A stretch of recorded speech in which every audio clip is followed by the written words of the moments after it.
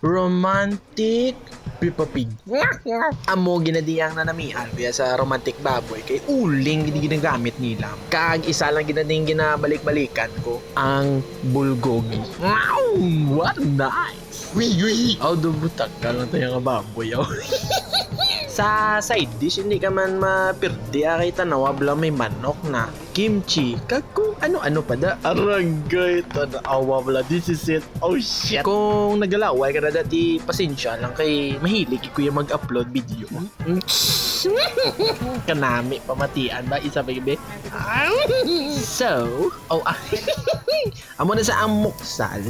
Namit na sa akong iupod sa lettuce. Medyo damol na sa nga party sang pork or baboy. Dason isaw-saw mo sa gapula-pula na nga sauce bla nilang tamis. Kaga mo niya ang nalipat ko basta namit man na do limpo sa 599. Bawdo ako lagi bala ang food vlogger nga hindi sigurado sa price mo. Shit! But the important thing is we're enjoying and busog-busuging.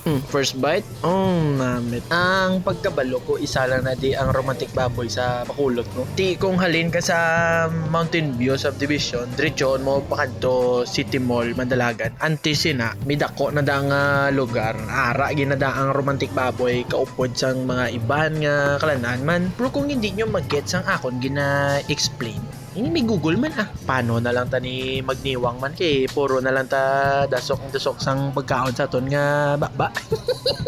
Importante namit nag-enjoy blaw. Nagka-timingan mabla magsamgyop kami. Wala ko kakaon breakfast kag lunch mo.